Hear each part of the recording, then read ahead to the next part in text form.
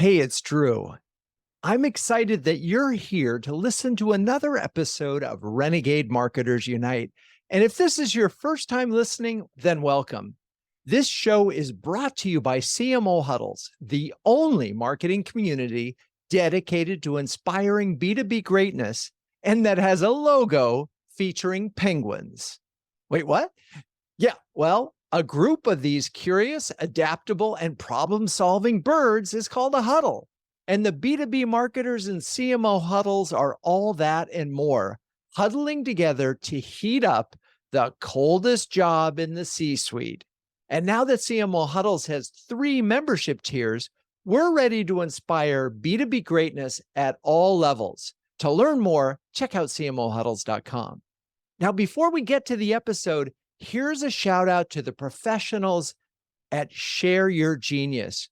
We started working with them over a year ago to make this show even better and have been blown away by their strategic and executional prowess. If you're thinking about starting a podcast or want to turbocharge your current show, be sure to talk to Rachel Downey at shareyourgenius.com and tell her Drew sent you. Okay, let's get on with today's episode. Hello, Renegade Marketers. Welcome to Renegade Marketers Unite, the top-rated podcast for B2B CMOs and other marketing-obsessed individuals. Alrighty, folks, you're about to listen to a bonus huddle, a specially curated huddle that we run once a month with experts sharing their insights into the topics that are most important to our CMO community. We call them huddlers. The expert at this particular huddle was Dalia Feldheim, founder and CEO of Flow Leadership Consultancy, and author of an excellent book called Lead Like a Girl. Lots of lessons on leadership for everybody. Let's get to it. I'm excited to welcome Dalia Feldheim, a former CMO, a current leadership coach, and the best-selling author of Dare to Lead Like a Girl, How to Survive and Thrive in the Corporate Jungle. Today, we'll be diving into her book, discussing specific actions CMOs can take to become better leaders and exploring some of the real-life examples she shares in her book, which, by the way, Dalia, I did read last night and really enjoyed it. So anyway, how are you and where are you this fine day? I'm amazing. I'm in Israel, where I moved a year and a half ago, and I'm actually with wet hair because I just went swimming in the ocean here.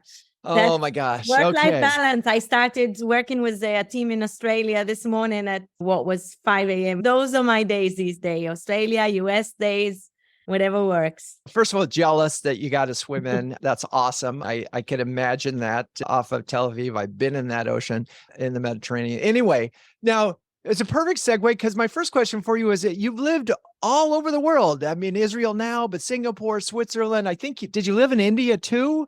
Are you Moscow. No, I worked a lot in India, but I never worked a lot in India, and you lived in Moscow, right? So I'm just curious how these experiences sort of contributed to your approach to leadership. Oh, wow.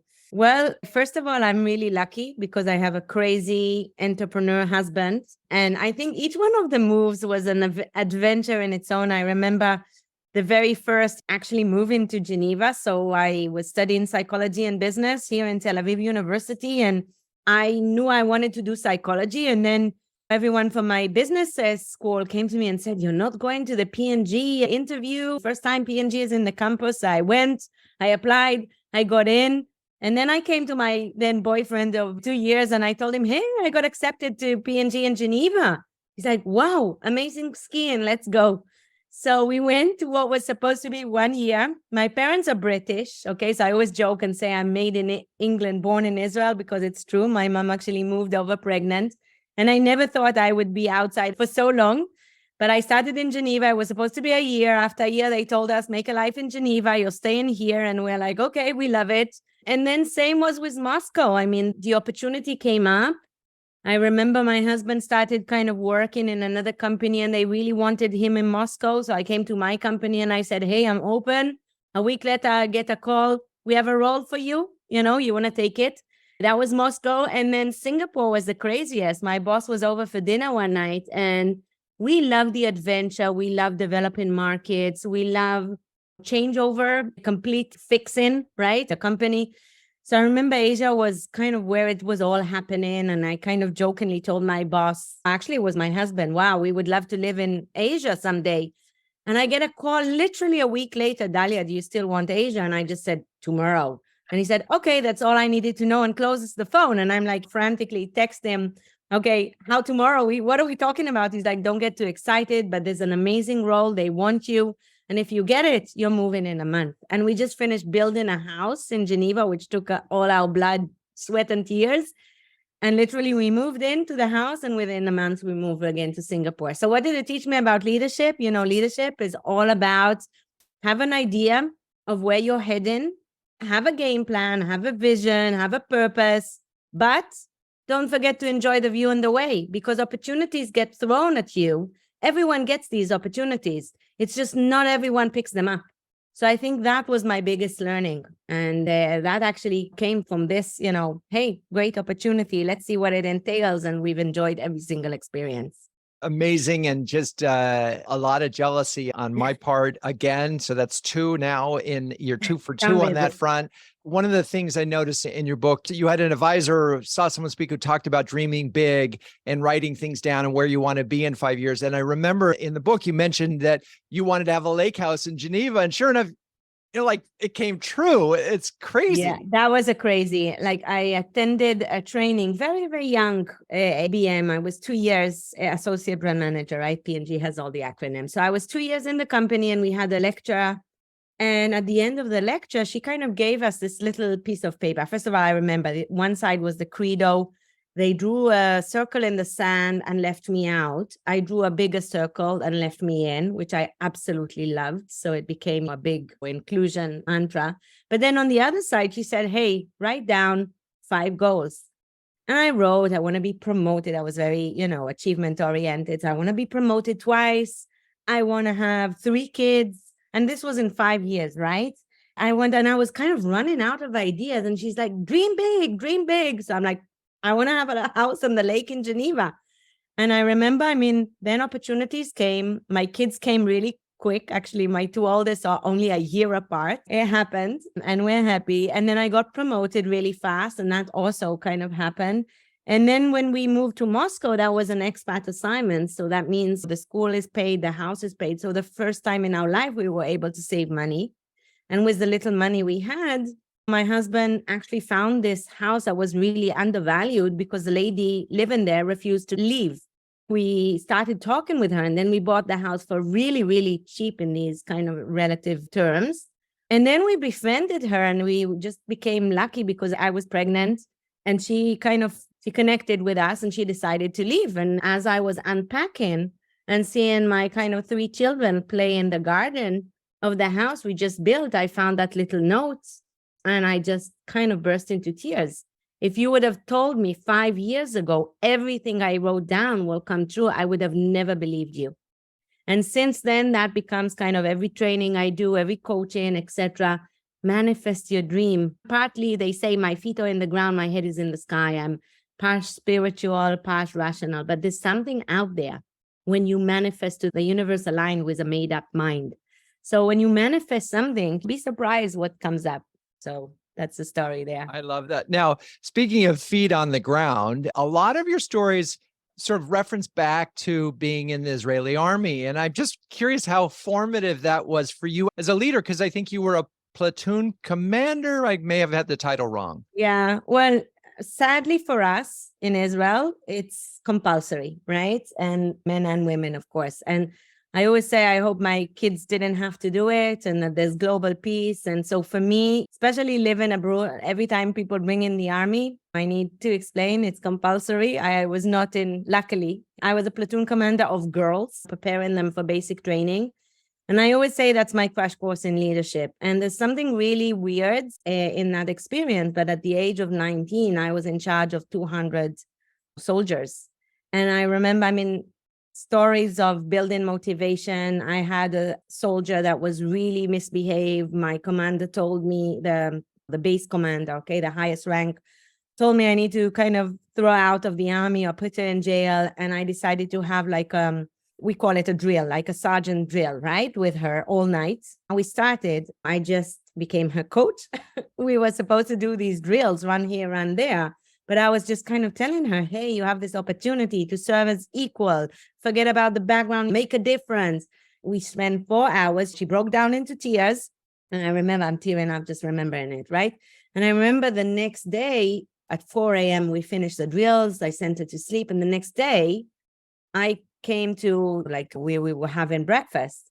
And usually I was a platoon commander, so only my platoon needs to come and salute. And she basically made the whole base. So maybe, I don't know, 500 girls stand up and salute. And since then, she became the best soldier ever, right? And we've been in touch years later. And I think many experiences like that just kind of taught me everyone deserves a chance. Everyone is coachable. It's just how do we get to the right buttons, believing in people. So that was just one experience. But I think, the crash course in leadership, that you're not a leader unless you have followers. So this means it's not about managing people. It's about managing businesses. It's about leading people that manage businesses. So it was very motivation and what can be delivered when you're totally fired up. That was kind of one of my biggest learnings from the Army and extremely applicable in the business world. Yeah. And of course, the difference in the scenario of being in the Army is that there's a lot more at stake. Yeah. Whereas marketers, chances are we're not going to be. Yeah, we're changing lives, and we didn't underestimate. Well, we may be changing lives, but we're not necessarily putting our own lives at risk. Yeah. But I want to go to, so the direct link here to me in your Army experience is this moment where you're actually targeting young recruits into the Army. And it happens to be the Israeli Army. And I love the story of you writing the letter and so forth. I'm wondering if you could just give a brief share of that. He did read the book, right? There we go. I passed the quiz. Yes. Amazing. Well, one of my favorite kind of pieces of work that I do today with company is find your purpose. And I work with companies on, I find that purpose, and that's why it's the first P in my book, kind of in the framework, because it influences everything else. When I reflect on my career in P&G, I know why I was on fire. I was on fire because I was completely aligned with my purpose every single day. I knew from day one that it was about empowering and inspiring people, right? And I often tell this story of how did I find my purpose for the first time. So I was a platoon commander and I studied psychology and business and started with P&G. So it was about 3 years after I was a platoon commander that I was an associate brand manager. And FemCare, so always Tampax and All Days, were 70% of our profit. It was a very big deal. And one of our competitors was about to launch into the market, Kotex. And I remember the first lesson of the best offense is defense, right? So preparing for that launch, I went and I analyzed where are our weak spots. And we discovered that one of our weak spots was around 18-year-old girls. Now, where are 18-year-old girls in the Army? So I said, okay, why is this happening? We know they start to make their own money from the Army, and it's not a lot. So they start skimping, right? And buying cheaper brands. And maybe they don't have the resonance with the brand anymore. So I knew I wanted to target these girls. And I knew I wanted to do it through the Army. So I had to think of an idea of how to be relevant, how to sell this idea of sampling to the Army. And, many girls, when they come, a wash bag is really important because I won't take you all into the detail, but you run into public showers and everything gets messed up and wet and, it's a mess. So we created this kind of sophisticated wash bag with compartments for your pads and etc. And the Army loved it. And we sold it in. And they agreed to sample every single soldier in the first day of recruitment. Now, a week before we launched the campaign, I kind of really wanted to add something personal. And I asked the agency and they didn't come up with the perfect thing. So one evening I was sitting down and I was writing as inspiration for the agency. And I remember, you know the term flow, right? Flow is when we're sometimes called meditation in action, when we're so engrossed in what we're doing, we lose track of time. I was in total flow. I was writing for these girls, really putting myself in their shoes. I remembered saying goodbye to your parents, getting onto the bus, and you're rummaging through what the Army gave you, and you're scared like crazy. Who's going to take care of you? And I spoke about those emotions, and I spoke about hygiene in the Army and why we created this gift bag. But I also spoke about empowerment and how proud she should be for serving in the army as equal and going through this hardship. And I remember I lost track of time, as often happens when you're in a state of flow, and I literally fell asleep. And the next morning, my boss came in and he's like, Dalia, what are you doing here? And I'm like, oh, I just wrote this letter as an example for the agency. And he was like, can I read it? And he read it and he teared up within seconds. And he told me, Dalia, you don't change anything. I want you to sign it, Dalia, with your real name, ex-platoon commander, and we're going to ship it as is. A week later, the campaign went out.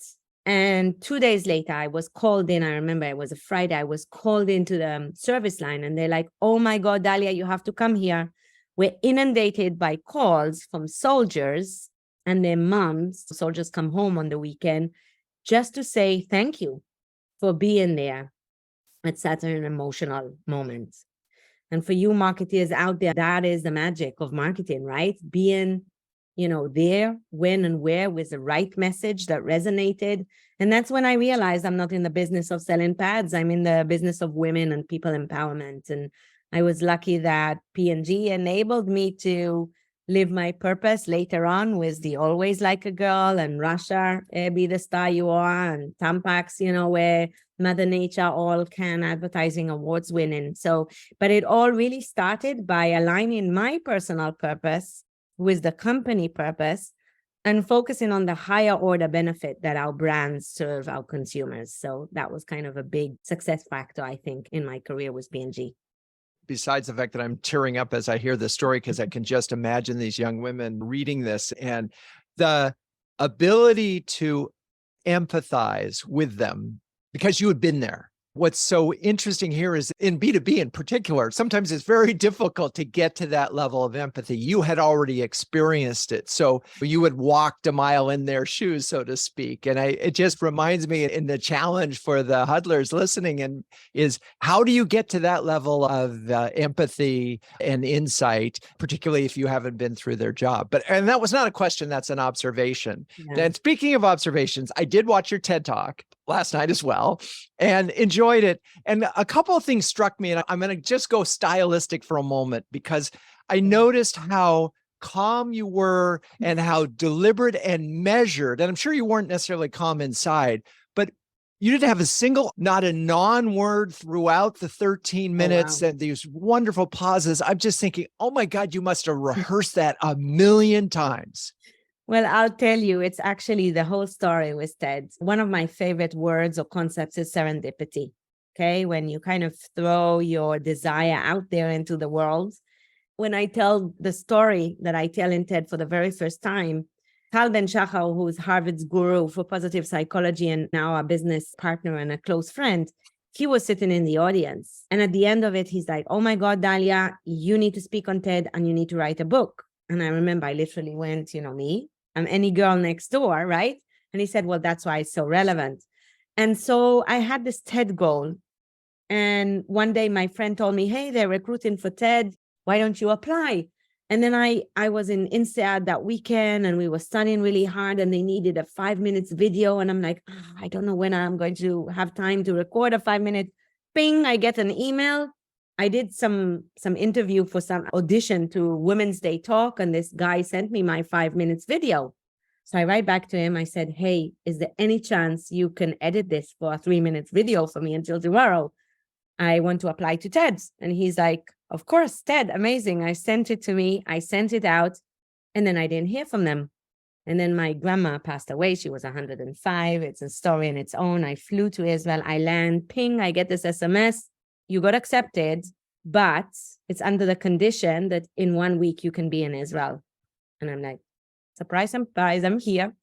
So anyway, in the beginning, and for anyone kind of planning to do a TED, I know as marketeers, we're a little bit more comfortable with public speaking, but the TED experience, oh my God, it was a different level. We had 1,000 people in the audience, and you know that what you're going to say, I think today 200,000 saw my TED, right? So it's quite overwhelming.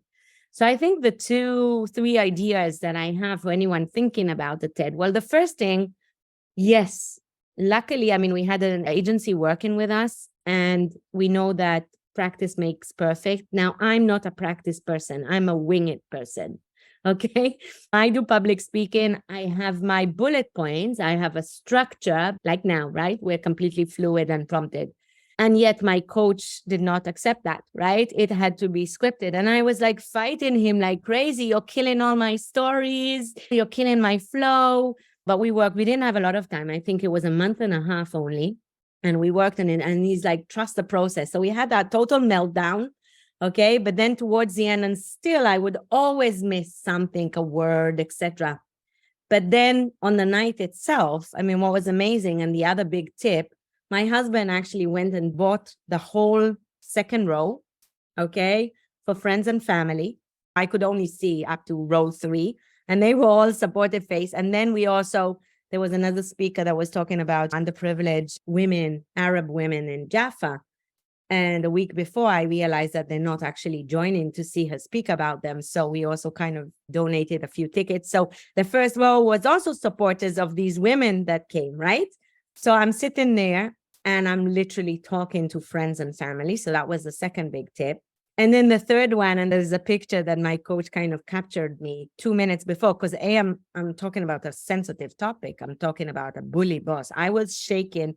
And if you really, really pay attention, the first kind of few seconds, you would see my voice and my feet. I was shaking before going on stage, but I'm a yoga practitioner. I just sat there and I did meditation.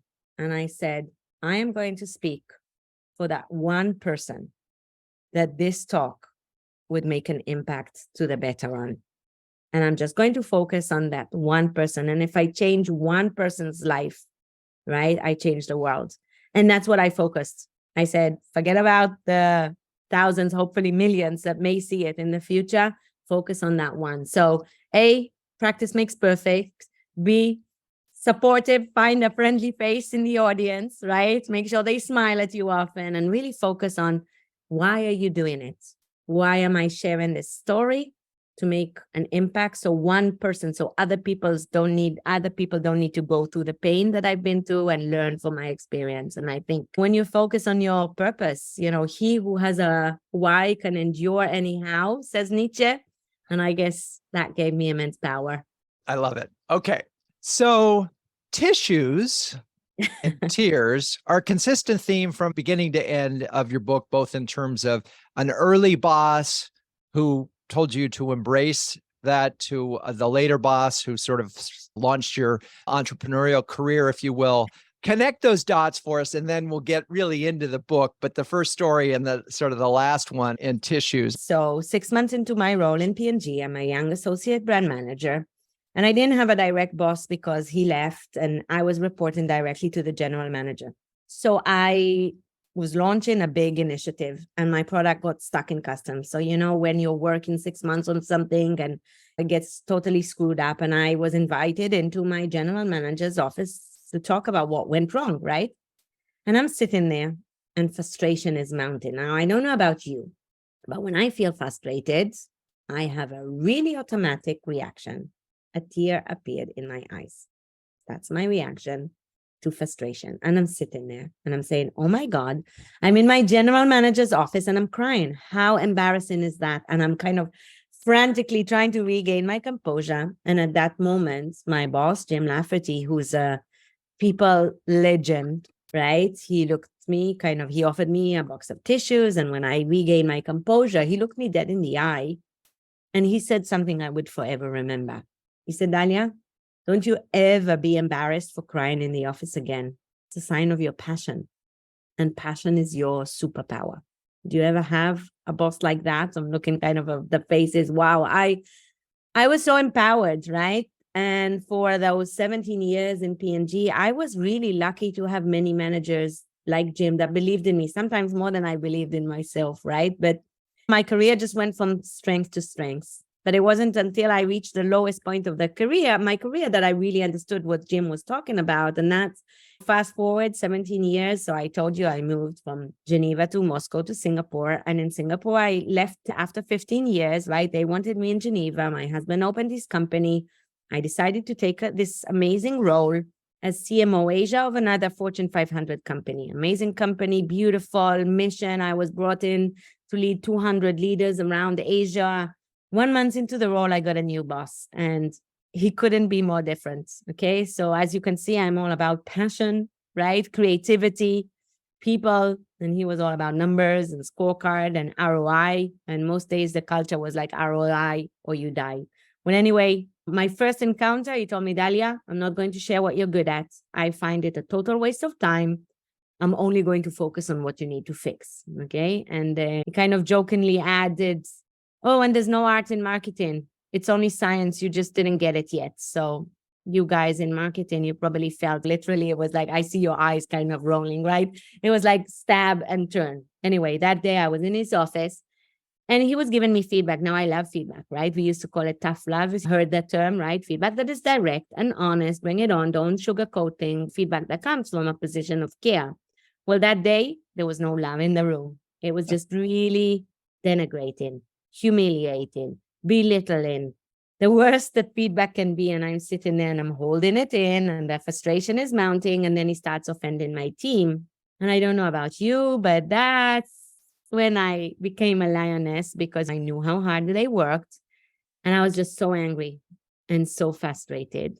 A tear appeared in my eyes. Now, at that moment, he smiled and he offered me a box of tissues. And for a moment, I had that warm, fuzzy feeling, remembering my first boss, Jim.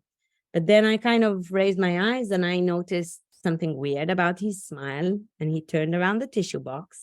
And I couldn't believe my eyes because on the other side was a handmade sticker he prepared in advance, which read Dalia's tissue box. And you need to see your faces now because, right, this is like, and that was my reaction, right? Yeah. It was a joke, right, for him, right? He was preparing. He was doing everything he could to make me cry and thinking that he's funny. And I can tell you in a very weird way, as you said, and I say in the book, if I meet him today, I'm going to say thank you because in the weirdest way, I stayed there for 3 years, right? I'm a feisty little one. I kept on saying, I'm not going to quit. Why should I quit? He should. You know, I hired people. I loved what I was doing. And I tried everything I knew in my toolkits: fight, flight, freeze, humor, coaching. I quickly realized you can't coach someone that doesn't want to coach. So the end of the story was, luckily for me, I attended a P&G alumni, so my previous company, and I walked into the room and I realized, whoa, this is what culture should look like. I'm in a toxic environment. I realized I'm a frog in boiling water. And I decided to leave. And then I had an exit interview and he left a few months later. But yeah, in the weirdest way, this kind of experience, when I left, I said, what a waste of human potential, right? In one company, I was a rock star. In the second, same person.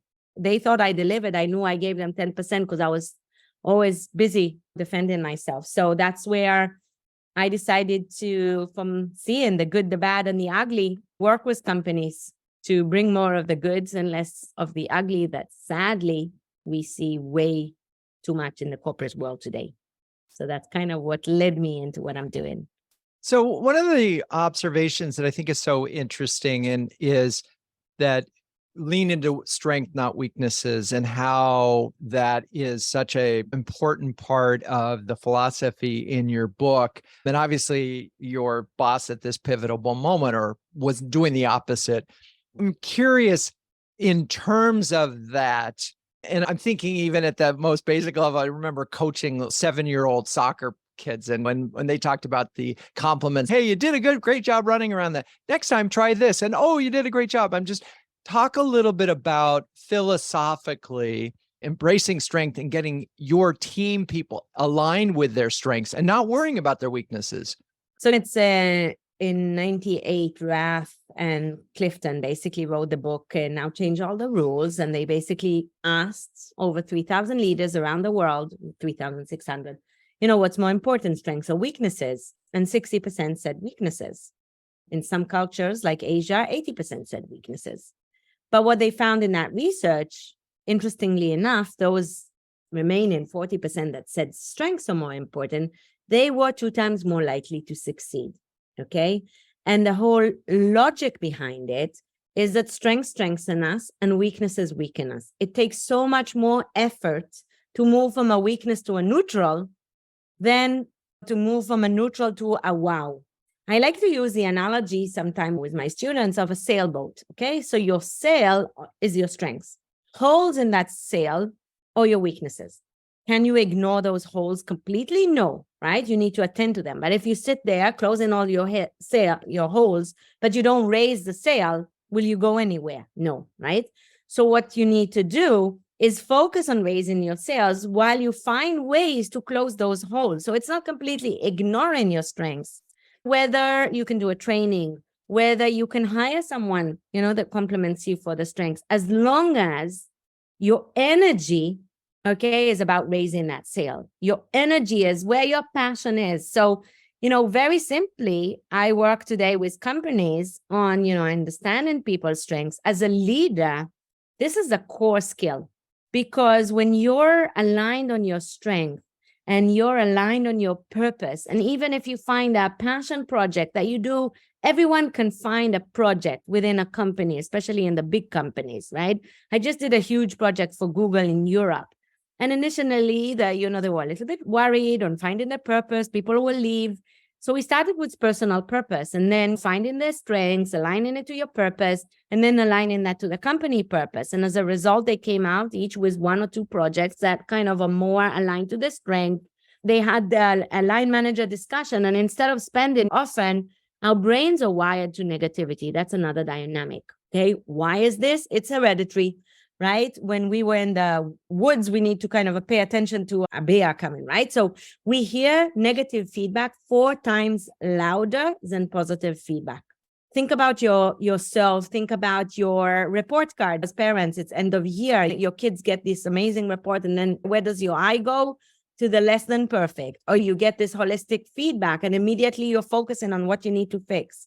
Well, that is the big mistake, because when you spend your energy, everyone has a gift, and that gift is different. So my boss was determined that I was too creative and not good enough in process, and I need to learn Six Sigma like he did, and he wanted me to be like him, where I was a completely different animal. And actually, leaders should hire people that are completely different. The role of the leader, and my first boss in the company used to call it, put in the right people on the right seats in the bus. You need the different skills. You need the alignment of strengths of other people. But what do most people do? They hire people that are similar. They want everyone to be like them. And we're losing all this creativity and innovation that comes from the diversity, that comes from the 2 times more productive employees when they're focusing on their strengths. So this theory of Rath and Clifton, and I was lucky to meet Clifton a few months back, this Bible, it became a Bible for people management back in 1998. And still, I think it was 2007, they did another research, and still only 30% of employees were aware of their strengths, and only 17% said they use their strengths every day. So I always say, and that's the beginning of the book, if we were able to bring employees to be saying, more employees to be saying, yes, I know what my strengths are, and I use them every day, wow, the exponential kind of burst in potential. So that's why strengths is always kind of the beginning of what I start with.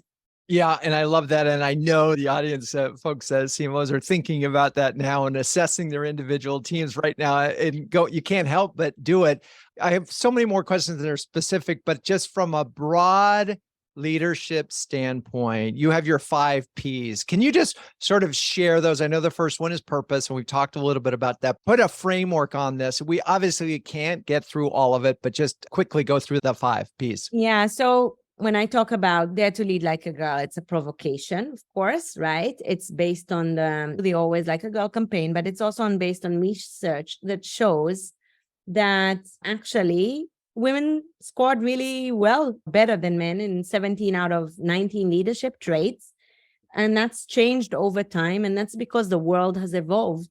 And today in the work from home, work remotely, the need for agility, actually those soft skills, right, are more important than ever before. So first, the premise for the book is the corporate world is suffering. Okay, 1 in 4 experience acute anxiety, 87% are unhappy at work. So the world is suffering. We know what it takes to win. And this is connecting to these more historically considered feminine. It's not men versus women, sorry. There's no such thing as a man versus female brain. We all have inherently both masculine and feminine leadership traits, but we suppress those leadership traits as we grow, as we get into corporate. And that's why it's not there to lead like a woman, but there to lead like a girl, right? So this is about connecting, and in one sentence, it's about leading from your heart. It's knowing that you need your hands, the skill, you need your head, your strategic kind of ability. That goes without saying. But the difference between a manager and a leader is heart, right? So what does it mean? The 5P is just a way coming from marketing for us to easy to remember. So the first P is, we talked about it, purpose, aligning to the strengths. The second P is perspective, and this is all about our mental strengths, because it's all between our ears. It's all this growth mindset. It's how we learn from failures, etc. The third P is power up. It's all about energy. We're seeing the disease of the 21st century is burnout. Why? You can't pour from an empty jug. So what do you do to build energy? If it's swimming in the ocean, or eating healthy food, or sleeping properly, or what do you do to fill your jug? I always say positive psychology is not about the glass half full. It's knowing that you have a whole jug of resources that you can use. So what are you doing about filling that jug, right? So that's kind of the third P. I call it power up. The fourth P is the most important, and look around you. Okay, that's you guys. It's people, it's relationship. And I always say there's no ROI without people. It's not return on investment. It's return on interaction, because we know what drives businesses is relationship. Even, as marketeers, I talk a lot about empathy. Empathy is a core skill, even for innovation. It's not only for relationship. Think about it for innovation. All of my success was because I was able to put myself in others' shoes, to think of unmet needs, whether you're B2B or B2C, right? Even if you're B2B and you're selling to, a client, understanding their needs, how can you uniquely meet them? So that's in all the people and relationship. And then the last P is around positivity. And positivity is not about being happy all the time, but about being emotionally, I call it emotionally brave. So giving ourselves the permission to be human. Okay, it's okay not to be okay. And Tal Ben Shahar, my mentor, often kind of says, who doesn't have negative emotions? Only psychopath or dead people, right? So if you're sad, that's great news. But positivity is really about this notion. I tell the story that my bully boss used to call me Miss Kumbaya. He thought I was too positive. And when I started studying positive psychology, I actually learned that it's good for business to be Miss Kumbaya. It's good for business to be positive. Our brain in positive state is 31% more productive. It's not that success leads to happiness. Okay, Sonia Luber-Mirsky, amazing research. It's the opposite. Happiness leads to success. Happier people are more successful in work, in relationship, or healthier. So how do we kind of lead in like a girl is from personal purpose, perspective, energy, people, but also how do we bring our emotions to the workplace? It's okay to cry in the workplace. It's my way of dealing with frustration. You deal by slamming the door. Why is that really, way of behavior better than others? So now I say, I'm not embarrassed. This is my way of showing my frustration. Give me a moment. Let's continue this conversation tomorrow. And then I would say, hey, you triggered me yesterday. This is why. This is really important for me. Okay, so sometimes I talk about it as talk emotions unemotionally, right? Process them and turn it into a win-win. And I always say there's no challenge with conflict. Conflict means that something is really important for you and really important for me. So how do we turn conflict into an opportunity for connection through curiosity, right? So, hey, that triggered you. What's going on? This triggered me. This is really important. Let's find a win-win. So that's kind of the essence. That's a great summary. And I think the one big surprise for me is your book was more, I'm going to describe it as a self-help on a very broad level. It's like sort of how to sort of live a more fulfilling life is really where I got it. And there's one point where you talk, and I have to go here, which is you list all your roles: mother, wife, friend, athlete, employee, and you describe what it means to be good enough in these areas. And I really appreciated the good enough phrase, because there's this other phrase out there: how you do one thing is how you do everything. And that drives me bonkers because you can't do everything perfect. If you tried to do everything perfect, you would simply go insane. So can we just talk about the good enough factor? And I really appreciate that in the context of all of the roles that you described you had. So I was a gymnast, okay? A gymnast is all about perfection, is getting it tilted. So I'm a perfectionist. I started my career as a perfectionist. And I think many of our kind of alpha go-getters, right? We're perfectionists. And I would stay up all night, but I was also aligned to my purpose. So that was an extra kind of energy. And I remember when I was mom, I really wanted to be the best mom I could be, the best employee I could be.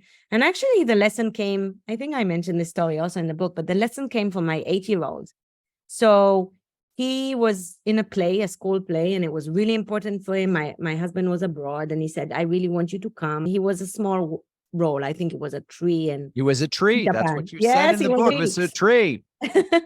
So a few weeks before, I said him, of course, I'm going to be there. And a few weeks before, we were told that the CEO is about to come and I am chosen to speak to him about the fem care business. Oh my God, wow, it's a kind of important career moment. But I knew I had to be at school. So I went to my president, who was amazing. And I said, listen, I'd love to speak to the CEO, but can I be first on the agenda? You know, my kid has a school play. I have to be there. I promised him. And he's like, sure, no problem. He put me first on the agenda. And as things always happen, the CEO's plane got delayed. And he arrived an hour before I had to be at school. And I gave my talk, rushed to school with my hair and my high heels, rushed into the hall to see my little tree walk off stage. He just finished his role. I was in tears. I think he could hear me. I missed him. I was crying the whole way home, right? The guilt was like overwhelming. And then when we arrived home, Leon turns to me and he says, Mom, you're not always perfect, but I see you really try. And that moment, I realized, right, that we can't always be perfect, but we can try and we can choose what's really important and what really matters. And I always say, be there for the moment that counts. Okay, so I did my best to be there for birthdays and school plays, even if it's going to the president. But even more importantly, making your moment you're there count.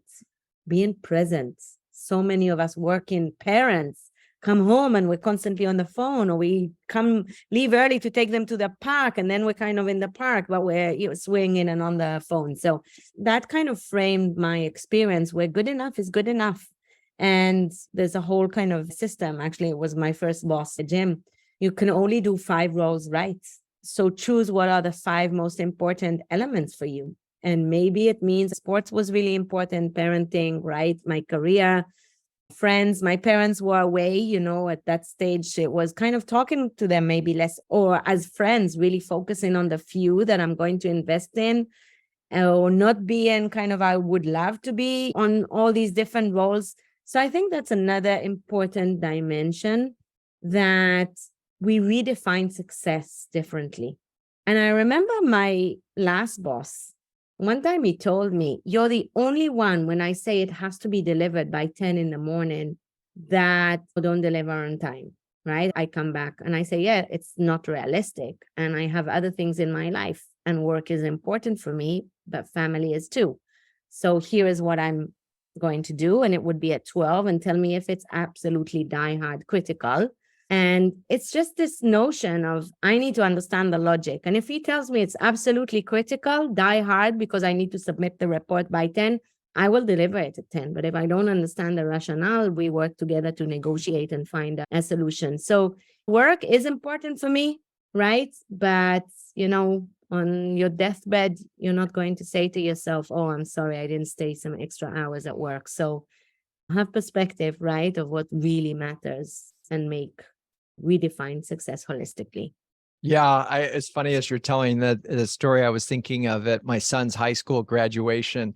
There was a gentleman who was either on the phone or looking at his phone the entire graduate, didn't look up once, even when his kid was at the very top. And I just thought, oh, dude. Kids remember that. They do. They do. So unique challenges that women face in the corporate world, particularly in marketing leadership role, and how you see them navigating these challenges. The premise of the book is a provocation, right? And Rasi Sota, my friend, kind of together with Nili Maba, talk about a model. We have positive feminine, okay? This is empathy, intuition, teamwork. We have positive masculine traits, okay? Logic, direction. A good leader has to have both, okay? If I'm only in my empathy, I need to float like a butterfly, sting like a bee. Sometimes I need to step into my assertive, okay? So a good leader has to have both elements equally. Now, the issue with the business world is that it's collapsed into what Raj calls wounded masculinity, where it's power over people versus power with people, competition versus collaboration. So these are some of the challenges. And Paul Polman, who many of you know, the ex-CEO of Unilever and one of my first bosses in P&G, he actually was speaking and he said, instead of trying to fix women, let's try and learn from them. And the business world kind of says, oh, and there's so many hurdles. And we say the issue is with the woman. And yes, there are elements there. There's a confidence challenge. Okay. We were raised to please, to be kind of good with other people. So when we behave out of character, okay, the same behavior is categorized as he's the boss, he's assertive, or bossy for women, bitchy. Okay, same behavior. Or same with prides. Okay, boys were raised on pride, we were raised on not. So when we kind of self-promote, oh, she's a self-promoting, right? Exactly same behavior. So there are these biases out there, many of them. Okay, if anyone think he doesn't have a bias, do the implicit test. You will see we all have bias out there. My favorite one, so McKinsey just did this amazing research they do every year on the states of women. And there's so many biases, even, that women talk more than men, okay? When research shows they talk exactly the same amount of words. And so women are caught mid-sentence 2 times more often than men. That is kind of crazy, right? And today when I work with companies, I have them sign a pledge at the end. If you're seeing someone being cut mid-sentence, that's when you intervene and say, hey, you were cut before, what did you want to share, right? Making the space. So there's these biases. We have imposter syndrome, okay, where it is more associated with women, but men experience as well. 50% it's the likelihood in men and 70% with women. Imposter syndrome is this belief that success are external and failures are internal.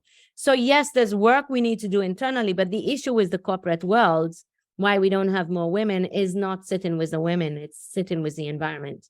The environment is what needs to change.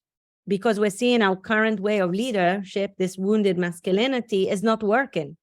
We're seeing, right? 1 in 4 experience acute anxiety. And with COVID, the great resignation, the great breakup, which we're seeing women leaving in buckets, or the silent resignation where you're staying there, but you're leaving your heart at the doorway.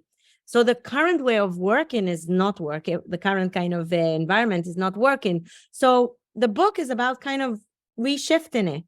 Okay, it's a provocation for all men and women to connect to those softer skills and dare, because it takes courage, right, to kind of shift the environment. So my mission, if you like, is humanizing the workplace, because those are the skills of the 21st century. And I'll just share as an anecdote, I'm really optimistic. And when the TED came out, I had thousands of women that were inspired to take action. I had men, one guy called me and told me his favorite employee started crying in the office the next day. And usually he would be really embarrassed, but now he had a textbook, right? He said to her, wow, I see you're really passionate. How can I help? But the craziest call was from this guy in Australia who called me up and he said, Dalia, I realized I'm an asshole. What can I do? Okay. So the environment needs to change. It's in a dire state. We're in a leadership crisis like never before. Okay. The Y generation, the Zoomers, okay, the younger generation will not pick up with some of the, sorry, language, what we accepted. If we're not connecting them to their purpose, if we're not bringing empathy to the workplace, you're not a leader if you don't have followers. So if you're not leading from the heart today, my good news for you is that all of it is teachable. all of it is coachable. It's just your mindset and your decision to say, hey, people before profit, because when I take care of my people, the profit takes care of itself. So that's kind of the notion. It's the 21st century. We're not production line anymore. It's all about productivity. It's all about when I talk with CEOs and I tell them, oh, I teach happiness. And they're like, Dalia, what fluffy business is that? That's when I bring them the research. $7 trillion is what it's costing us today, stress at the workplace, absenteeism, silent resignation, etc. So it all goes down to the bottom line. It's all about productivity, but it's how you deliver productivity to the hearts of your people. So put the hearts of your people in the heart of what you do. Wow. Well, that's an amazing summary and perfect timing. And connecting productivity to happiness is the billboard here for me. Is if you talk to your employees, and in fact, there's going to be this direct correlation between how do they feel the purpose of the organization? Do they feel empowered? And that once they're feeling in the connection to you in that sense, your productivity numbers will soar, which I appreciate. So talk a little bit about your latest venture in Uppiness and what you're doing there. So I started to turn the university course into a corporate course. Microsoft, Google, Facebook, Meta. It's a 6 months long course. I call it from manager to leader. I either do it co-ed or women only. I was looking for a fun way to bring it all together. So after we learn all these positive psychology interventions, how can we make it tangible? Because I'm a coach. It's all about tangible. And that's when, together with my partner, Oren Appel and Tal Ben Shachar, I brought him in. We created Uppiness. And Uppiness is an online game. Okay, why game? Because from the knowledge retention pyramid, we know the best way to learn is to teach, and the second best way is to play. And we don't play enough in the corporate world. So it is a game, an online hybrid game, where you can solve we code it into the game. We look at the EES of that specific team, and we choose 10 challenges that team is dealing with, culture challenge. We code them into the game, and then you pick up a card. It could be yours, it could be other person's, and the other people get cards with solutions from the world of positive psychology, and they need to pitch their solution to you. You need to reflect on your strengths and choose it. So what we're seeing is employees they're talking real issues. It could be bullying in the workplace, but it's hidden behind the game, right? And then they get all these advice from, and they learn to ask for advice, to get different perspective, etc. So it's a way of graduating the course, but we have over 100 trainers around the world that are ready to kind of train from Mexico to China in many languages. Because as I told you, I am on a mission to humanize the world of business, and it takes all of us together, but there is hope and it takes courage. And the interesting element there is courage is actually, and this Paul Polman told me, it's the most misunderstood word. It's not about making decisions that others don't. It actually comes from the French word cœur, which means heart. Courageous leaders are those who lead from the heart. So that's what Uppiness and Dare to Lead Like a Girl is all about. I love it. Perfect. Well, Dalia Feldheim, thank you so much for joining us today. We've included a link to the Uppiness game. Folks can obviously find you on LinkedIn, and really appreciate your thoughts today. Thank you so much. Lovely. Thanks, Amy, for all the kind words. And do feel free, connect on LinkedIn. And if I could be of value to you or your team, let me know. Thank you so much. Thank you. If you're a B2B CMO and you want to hear more conversations like this one, find out if you qualify to join our community of sharing, caring, and daring CMOs at CMOhuddles.com.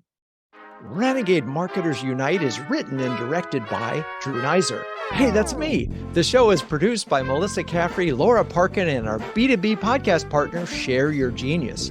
The music is by the amazing Burns Twins, and the intro voiceover is Linda Cornelius.